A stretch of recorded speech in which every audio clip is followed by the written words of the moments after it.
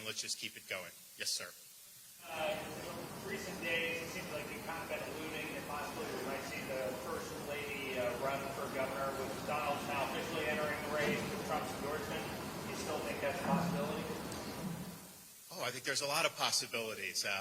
This is, but I also think though is that Donald Trump has been in office for like 5 weeks.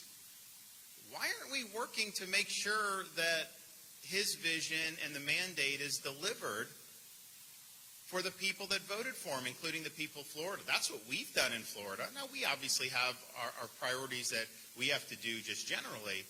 But if you look at what we've done to support the immigration mission, no other state has even come close to doing what Florida has done to put itself in the fight. We're assisting. We are going to help enforce the law. We are going to help with the removal of illegal aliens. And yesterday I was able to announce all 67 counties. Not all counties are like Clay County in terms of how they view some of this stuff, but all 67 counties with their sheriffs have signed what is called 287G agreements, which is not just turning them over if they're in the jail, not just abiding by a detainer, but street-level enforcement through a task force model. That's something that's really, really significant. So I think that's got to be the focus. And I know these guys in Congress do. I just, you hear like they passed this budget resolution, and then people saying, oh, this is tax cuts, this all this. And I actually read it, didn't say anything about that.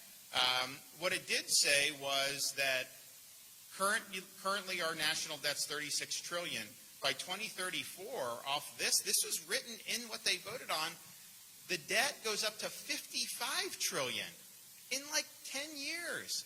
And I think the government under that current framework is spending $5.4 trillion in the current upcoming years, the forecast for top line. I don't think that includes all the entitlements or Social Security at least. But then that's going to go up to $7.5 trillion by 2034. And I was like, wait a minute, I thought we were reducing spending. In Florida, we did reduce spending. Our current budget and what's being spent now is billions of dollars less than what was spent in the previous fiscal year. That's how you be responsible. So you have so much time between now and, heck, the filing is what, in 16 months, and the primaries after that, and then a general election. So I think people really should be focusing on getting the job done that they were elected to do. That's what we're doing in Florida. And we were down there with all the sheriffs, and we were down there with DHS yesterday. Had we just said, oh, we're supporting the Trump administration, go get them, guys, and we didn't actually take any action, I mean, we probably could have gotten away with that and just said, oh, yeah, we're on board, we're on board. I mean, that's what most people in elected office do. They talk, but they don't actually act. And we decided we're not going to just sit on our hands. I was asked yesterday, are you saying Florida's not a sanctuary state? Yeah, I've been saying that a long time. Of course we're not a sanctuary state. We banned sanctuary cities my first year as governor, but that's not enough. You have an affirmative obligation to be in this battle so we can solve this issue once and for all. So I'm proud of my friends here in the legislature for stepping up and answering the call. I know there were some differences about whether we needed to do it early, and I think everyone now is glad that we got the strongest legislation in the country passed, signed, and then executed in record time. Our state agencies have the agreements with ICE. Now the sheriffs. Now we're working with the police, the police departments. Yeah, but there's over like 400 in Florida. So they're working through how you do those agreements, but there's no state that's even come close to what we're doing. You also look at what we're doing, my announcement this week about the doging of Florida. Now, as I said, we're spending less this year than we did last year. Since I became governor, if you look at all the state's debt from the founding of Florida to the present, we've retired 41% of that and are on track to do even more, and we're proud of that. And the legislature has helped with the accelerated payment schedule, which saves us a lot of money on interest and puts the state in. So we have the lowest per capita debt of all 50 states. We obviously have one of the lowest state tax burdens, and we have eliminated boards and commissions and regulation. We're proposing to eliminate another 70 boards. But as part of and we want to doge local government.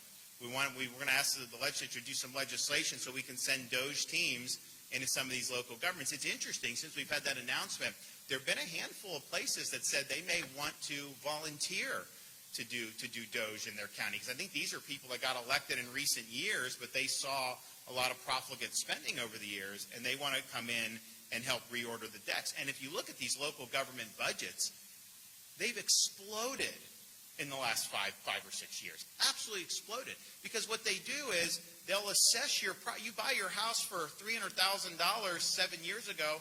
Now all of a sudden they're telling you it's worth $900,000, and then they tax you more for that. That is not good policy. We're going to work on relief on that too for people's property taxes, because I think it's ridiculous that it's one thing to tax you on a transaction, but to just keep assessing your property like that. You don't know how much a property's worth until there's a transaction that's made. You can say it's worth this, but until someone's willing to pay you that much and you agree to it, then you can't do it. But that's what's happened, and they've got a gusher of revenue, but then they basically grown.